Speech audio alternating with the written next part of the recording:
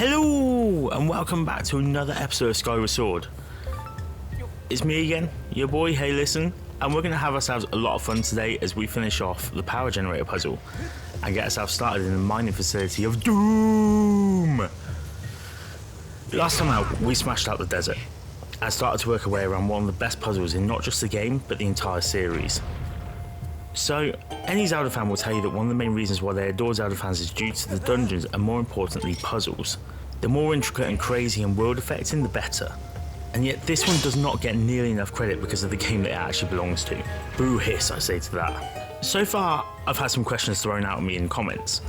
And thank you so guys for all of your kind words. It's really humbling. I can't quite believe how well this channel is doing so far. And I've not yet had the time to acknowledge some of these questions in the form of video, but they are really well appreciated. But one of the questions that grabbed me is, where does Skyward Sword rank for me in terms of the games? Now, I was going to do a whole tier list thing, but we tried that before with items, and if I'm honest with you, my editing skills are not good enough to pull it off properly. So instead, I thought I'd just explain my position a bit in terms of where this game sits and where others sit around it, and an awful lot of my opinion actually comes from this area, the Lanayru Desert on the whole, including the dungeon, which is awesome, one of the best within the entire franchise.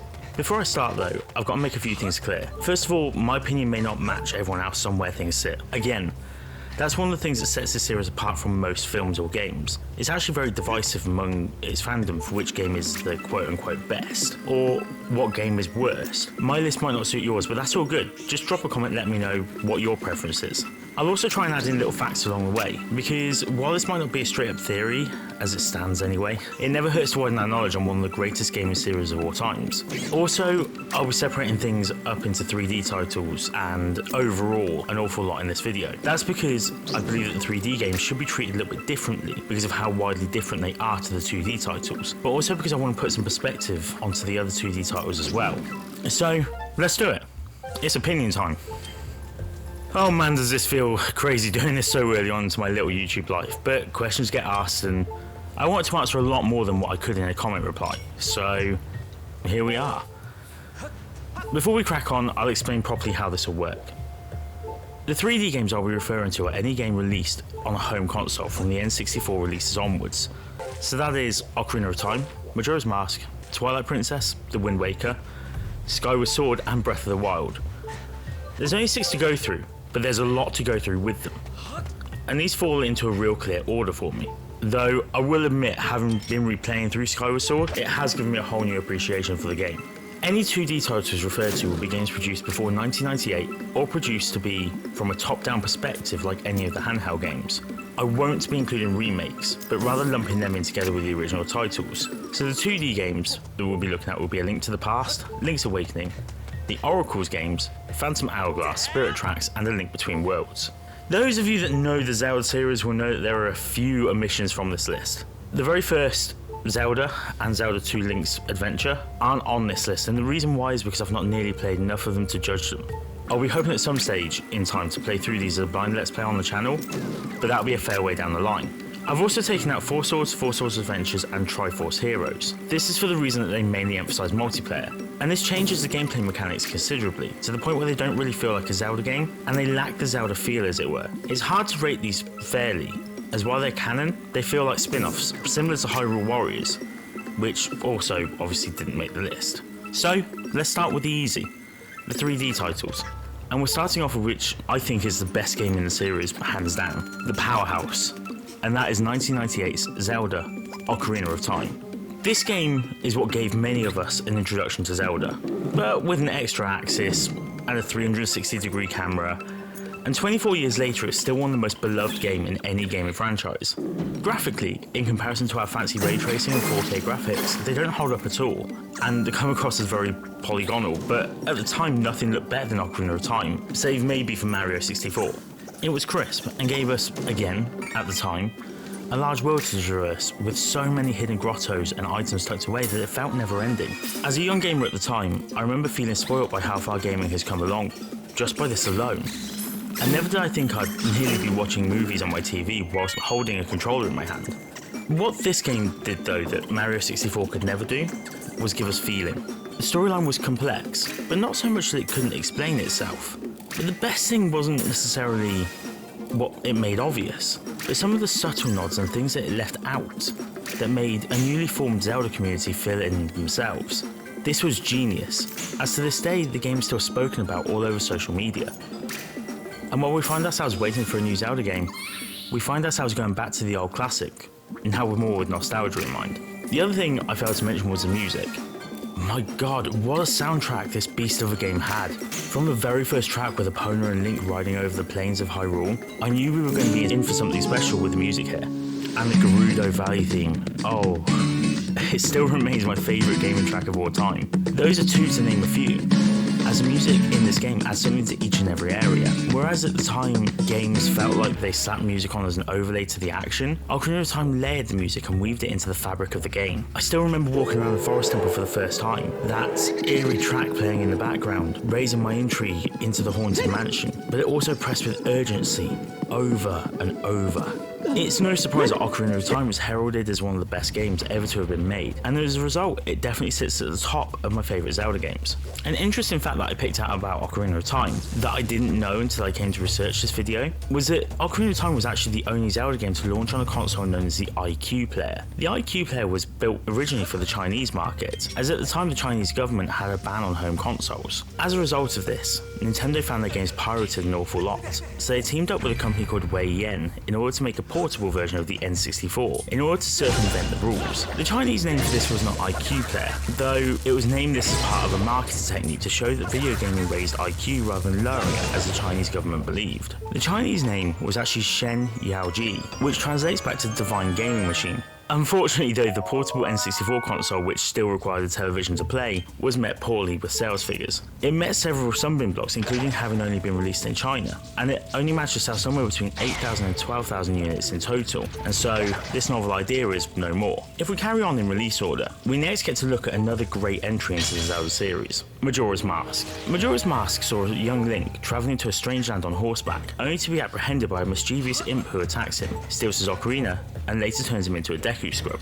This game takes place in a land called Termina, and sees you as the hero travelling to each cardinal direction in order to release the four giants in order to stop the moon from falling on the land and wiping out life as a whole. This game is very dark for a Zelda game, and really plays with the idea of death and destruction. It's the first title where Eiji Aonuma took the lead as director, and his influence changed the world of Zelda massively with this one game, making changes to the series in terms of tone. Gone was the semi-light-hearted Zelda of old, a game that was perhaps more friendly for children, and In was a game that weighed so heavily on players' minds that they even created stories about haunted cartridges. From the very beginning, where you learn that the moon, with its painted grimace, is going to crash down to Termina, and that one chilling line from the happy mask salesman, "You've met with a terrible fate, haven't you?" There's no denying how dark this game feels. Even just in generally walking around Clocktown, the game feels oppressive, which is an incredible feat for a game that was released in the year 2000.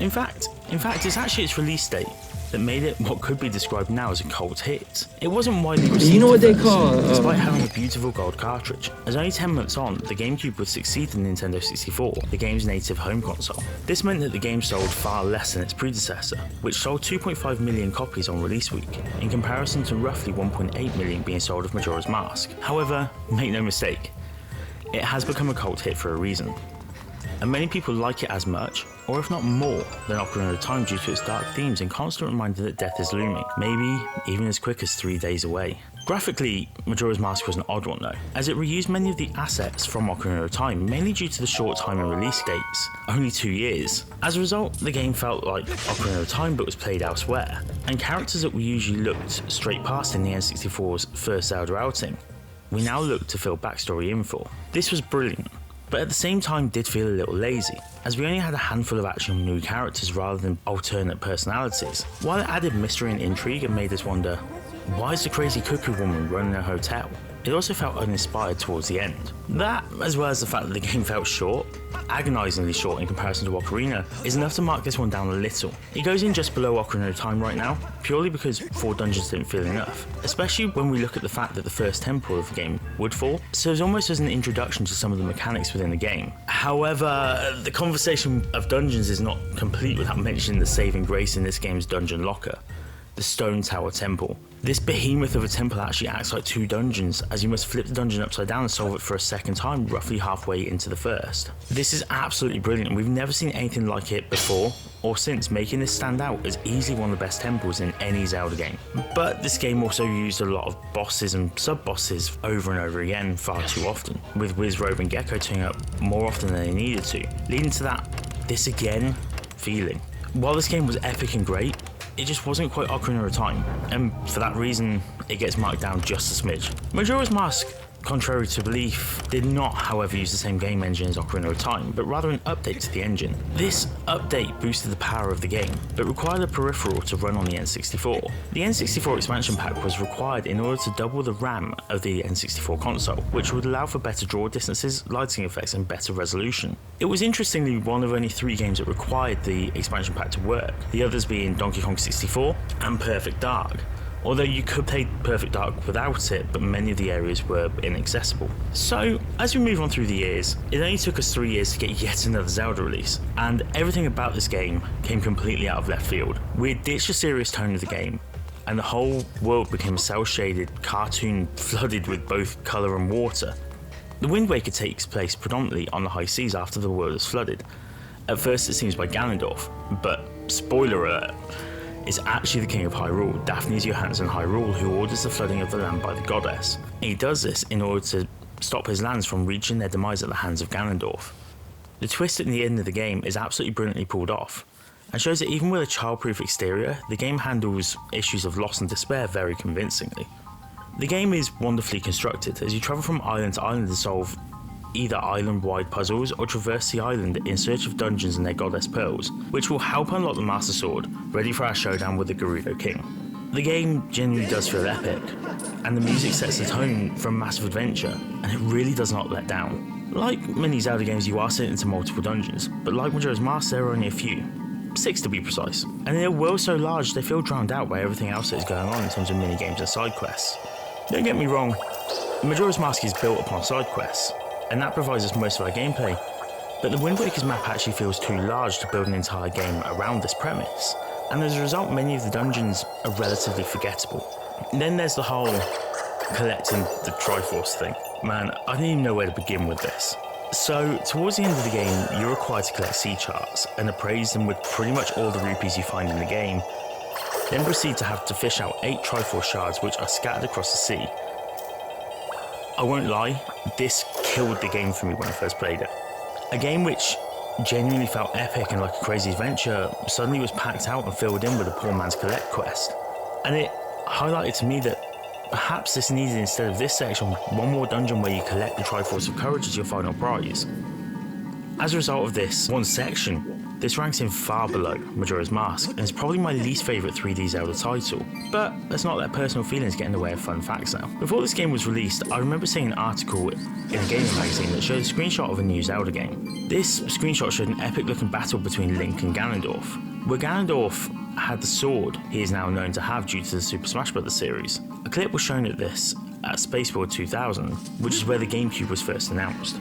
At first, it seemed like this was going to be how Nintendo moved forward with the Zelda series, but fast forward only 1 year onward, and we were presented at the follow-up expedition, Space World 2001, with cel-shaded graphics. So, what happened? Well, this is what happens when a creative team experience burnout to the highest degree. They burned out on the realistic art style, and it wasn't until designer Yoshiki Haruhana doodled a cartoonish design of Link that they felt the fire come back for the series. Others took leave of this and created cartoon images of moblins, and soon the idea was born. However, not everyone saw it the same way as the creative team, and they felt they had to hold off showing the cel-shaded toon Link to Shigeru Miyamoto until the very last minute of the development cycle in order to avoid him changing direction completely. It was definitely a direction that they changed from, however, as whilst 2D games have appeared in the same art style, 3D games moved back to a more realistic and dark setting. And yes, suddenly we're talking about Twilight Princess.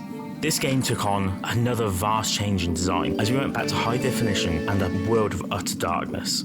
Released on the Nintendo Wii in November 2006, and then followed up with the GameCube release in December, Twilight Princess sees Ganondorf being imprisoned by the Elemental Sages, only for things to go horribly wrong and Ganondorf end up killing one of said sages. It leads to him being sealed back in the Twilight Realm, only for him to exact his revenge by puppeteering one of the ancient race known as the Twilight. Zant, the puppet, becomes an amazing foil for one of the best companions in the entire series, in Midna, and the two, brother and sister, play brilliantly off of each other throughout the game, with Midna being determined to break the curse placed upon her by her brother and stop him from overtaking the real world and turning it into the new Twilight Realm. From a storyline point of view, it does not get any better than Twilight Princess, and on top of that, it boasts some of the most amazing dungeons in the game, the Snow Peak Ruins and the Arbiter's Grounds to name a couple. In fact, Twilight Princess is one of the most dense games in terms of dungeons, boasting 8 including the final dungeon, which is only beaten by Ocarina of Time, which counts at 9 should we include Ganon's Castle. There is very little to pick holes with in Twilight Princess, and in all fairness, it's nearly a perfect Zelda game. My only issue is the tiny collectibles that seem really arbitrary. There are a lot of collectibles in this game, from golden bugs which are really easily missed, through to post holes which require you to be in wolf form the entire time to see and kill, and the wolf form sense mode is very dark and it can be frustrating to see what's going on sometimes. There are an awful lot of these, and although optional, they almost seem thrown in and not really connected to much within the game proper. Also, if I had to nitpick, while I like Orden Village, the initial tutorial section seems far too long, and herding goats is painful. Other than that though, and don't get me wrong, it really is just small things, everything about this game is exquisite. It's hard to rank this as anything but equal to, or just as good as Majora's Mask. So that leaves Skyward Sword and Breath of the Wild. Up to this point, I've been deliberate and I've gone through them chronologically, but this is where that ends because I feel I should be saving the game that we're playing for last to see where it slots in. So 2017's Breath of the Wild at the time felt like an absolute masterpiece. It was large, expansive and completely open world, something that Zelda games had yet failed to be. It was beautiful and the music was nothing short of phenomenal. But aside from that, Breath of the Wild for me at least left me feeling empty after the dust has settled on the final boss fights. See, Breath of the Wild is easily the most successful Zelda game of all time. It's an amazing 29.5 million copies worldwide to date. This figure is staggering, and it makes it the 25th highest selling video game of all time, which is no easy feat to accomplish, and it 100% deserves all the plaudits it gets. So why did it feel like the game just didn't quite tick some of the boxes for me on a personal level? I mean, 29.5 million people can't be wrong, can they? At first, I fell in love with Breath of the Wild. From the moment I stepped foot onto the Great Plateau and met with the ghost of King Rome, and then had to find my 4 abilities inside the Sheikah shrines, I felt at home in this vast wasteland. But that was the problem entirely. It was a vast wasteland, and as time went on, it felt emptier. And other than the odd enemy that would arrive and I would get rid of quickly, the land just felt like it was barren. On top of that, the inclusion of the Sheikah Slate actually ruined a large aspect of the games for me. See, one of the things that I adore about Zelda games is the knowledge that if I can't get to an area just yet, I'll need to come back for that collectible later on with the corresponding item, whether that be the hookshot, a bow or bombs. The game's lacing teasers of items that you'll receive in return for your return later on down the line, but Breath of the Wild gave away all of its tricks far too quickly in my opinion, and gave you many of the abilities you need to traverse the world within the first hour of gameplay. On top of that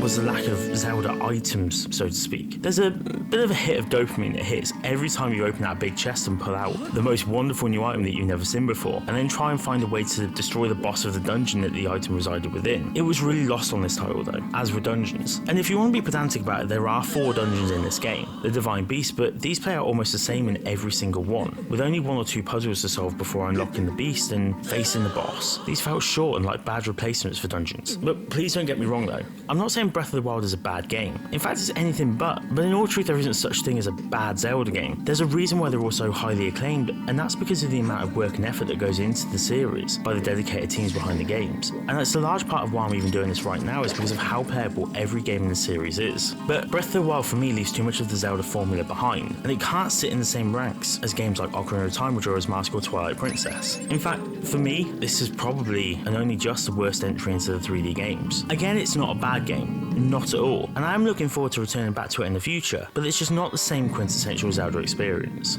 Interestingly enough, Aonuma actually wanted some of the items from Link's past in the game, citing that there were plans to include 2 hookshots, similar to claw shots in Twilight Princess. These were removed however, due to him seeming to break the climbing mechanic, as swinging like Spider-Man would lead to players no longer needing to scale up walls, as they could just hook on. When I found out this fact, I was even more gutted, as these were the item that I felt the game misses the most. Now we come to the main event, and it's only that right now because we're powering through the game, Skyward Sword. Skyward Sword once again changed up the art style massively, opting for somewhere between the cartoony image of the Wind Waker and the realistic Twilight Princess. It was a bold move after going back to the highly coveted realistic styling, but I feel it pays off really well in a lot of aspects. See, Skyward Sword's graphics might not be the best of all the series, but it's the little things that make this game wholly enjoyable. Things like the shadowing.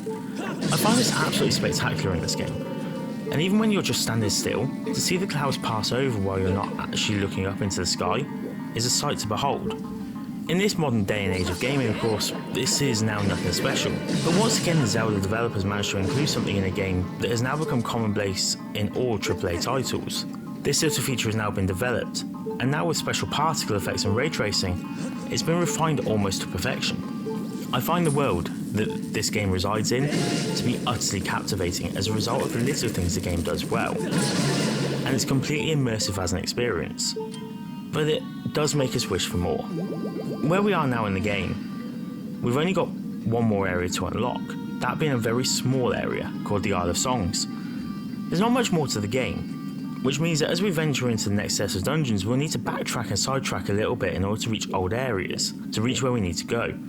This in the end drew ire from the fans of the series, and understandably so, as the world is just a little too small, and it leads to a lot of recovering old ground. However, what Skyward Sword does wonderfully is the dungeons. Say what you want about this game, but the dungeons are some of the absolute best in the series, especially the one that we're looking into this and the next episode, the Lanayru Mining Facility. The puzzles are clever, the monsters are dangerous, and the rooms make you feel like you're going around in circles. While that doesn't sound like a good thing, a dungeon being challenging is exactly what we're looking for in a Zelda game, and they definitely are that in Skyward Sword.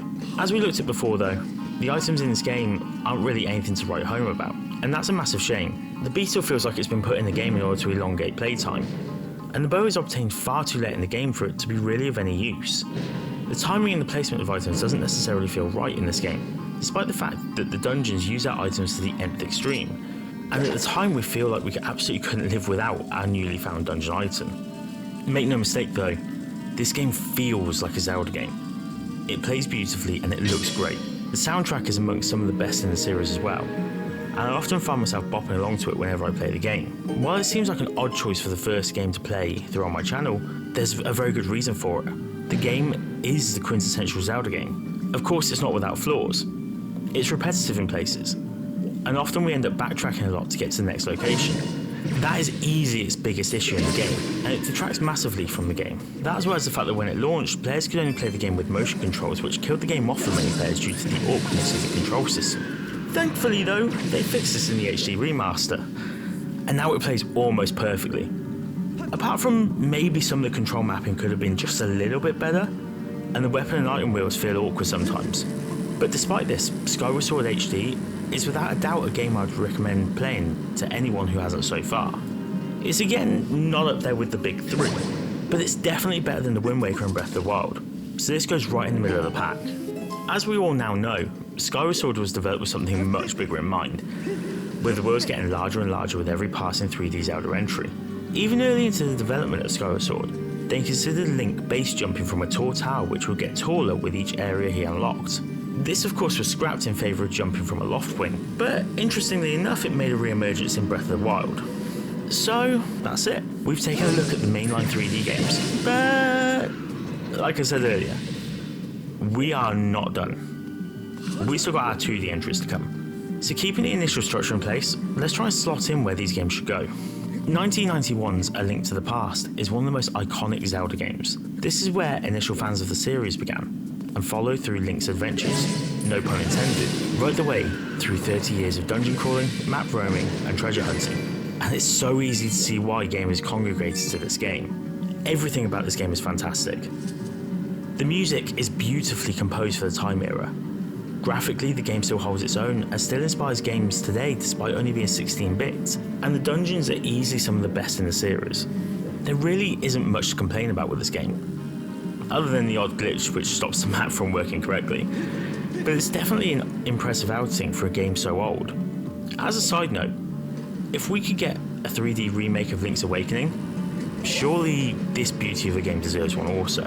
This has to sit somewhere in the realms of just below Ocarina of Time, but just above Majora's Mask in my opinion. But I'll put it there right after I visit one of the coolest Easter eggs in any game ever. And I'm not talking about the Chris Houlihan room, but rather the fact that you can fight Aghanim, the second to last boss of the game, with a weapon that you wouldn't normally expect. Dead Man's Volley has been a mechanic in Zelda games since A Link to the Past, which sees you having to hit a magical spell with the Sword of Evil's Bane, the Master Sword, as the caster. However, it's not just the sword you can do this with in A Link to the Past, as you can also defeat the evil priest wizard with the bug net. As a bit of fun, the developers decided within Skyward Sword that this would be possible too, which I absolutely love. I adore Easter eggs in video games. So, Link's Awakening comes next, and I think this was the first Zelda game I actually got to play fully. Originally developed for the Game Boy, and then later remade for the Nintendo Switch, the game plays out a bit like a fever dream, with Link arriving on a strange island, with even stranger things going on, with you needing to collect 8 instruments in order to wake the windfish that resides inside of a giant egg on top of Death Mountain and get off the island. Just rereading that out still sounds baffling. The game was just utterly strange, but yet it was really enchanting, and hosted some really cool dungeon ideas and puzzles we haven't seen before in Zelda games, including the most frustrating room in Zelda history, where you have to defeat a series of monsters, but in the correct order. And the game, I'm pretty sure, never tells you which order it is that you have to defeat them in. This game is very charming, but it feels incredibly odd, like it belongs in the series but doesn't belong at all at the same time. Overall though, Link's Awakening is a great game. It's not quite as strong as games like Majora's Mask or Twilight Princess though. I'd pop it just a little bit below Skyward Sword, but that's mainly due to the difficulty curve. The game is very simplistic and quite easy to navigate, save for a few rooms that could give you a small headache if you don't know how they work. Link's Awakening is also an oddball as it's one of the only titles that directly references the Mario world. In this game we have Goombas and Cheep Cheeps as enemies. Womps try to flatten us, and we even take a chain chomp on a walk like the good doggo he is. It's strange to have these crossovers, and definitely adds to the idea that this game is more of a fever dream than not. It's an oddity, but it's all good fun at the same time. Continue with the Game Boy games. We get an upgrade to a colour screen next to visit yet another new land, in either Labyrinth or Holodrum, depending on which title you're playing. I'm going to say this outright now, the Oracle's games are some of the best games in the series. I'm going to start by saying that because actually there isn't much bad to say about them. They are great works to have come from a Game Boy screen, and you can't help but fall in love with them as you traverse the worlds, which see you meet new friends in the shape of animals that you can summon to get over certain obstacles. Oracle of Seasons concentrates on action, with some of the hardest bosses in any game within this one. I'll never forget the first time I had to face Onox. He just came across as a genuine beast that I somehow had to get over. But all of that's almost put to shame by Oracle of Ages, which focuses on the puzzle element. And some of the puzzles in this game are so difficult and different to the series, that they genuinely have you scratching your head. They both centre around 2 different aspects of gameplay. Seasons allows you to change season, obviously, with changes occurring in the world depending on which weather system you set it to. And Ages allows you to travel between the past and present. The ideas and gameplay that you get from these 2 changes are incredible, and the fact that these were able to be produced on such a small scale in terms of the Game Boy Color is just amazing. These games get even better at the end though, as once you finish both games individually, you can link them together to get the true ending of the game. This is revolutionary in gaming, and I'm not sure we've even seen a game do it since. I love the idea of this, and it was executed perfectly. The only nitpick I can find with these games is that the storyline is maybe a little contrived and feels a little cheesy at points. The scripting wasn't the best, and actually, it's this that makes us forget that these games were released after Ocarina of Time and Majora's Mask in 2001. Personally though, I feel like these games also warrant a re-release in a 3D format, and I know I played them to death if this ever happened. These 2 gems go right up into the upper tier, and I'm actually going to pop these 2 hidden gems of the Zelda world just a little under A Link to the Past. Up next is another Game Boy classic, this time from the Game Boy Advance, and the next game we'll play in our continuous timeline after Skyward Sword, 2004's The Minish Cap. Boy oh boy do we have an interesting game here. The Minish Cap is styled after the Wind Waker, with a cartoon-drawn version of Link taking centre stage, with a rather strange take on his hat. His usual green floppy elf hat is replaced by a hat with a beak. Ezlo is your companion for the game, and gives you all the insightful hints and tips you could ever ask for, but it's not his speech that makes him bring his A-game, it's his ability. See, the Minish Cap, as it were, allows Link to become a tiny version of himself, and visit very small people known as the Picori, or Minish. These guys are pretty much borrowers, who make their home in rafters and bookcases or old boots, and use buttons as tables and cotton reels as chairs. It's all a really crazy idea, but it's executed brilliantly for a game on a small screen. There actually aren't many bad things to say about the Minish Cap, except that once again, some of the dungeons feel a little easy, and it doesn't feel like there's enough of them within the game. The game experience itself feels a little short, which is a letdown considering the scope of everything else that this game tries to achieve.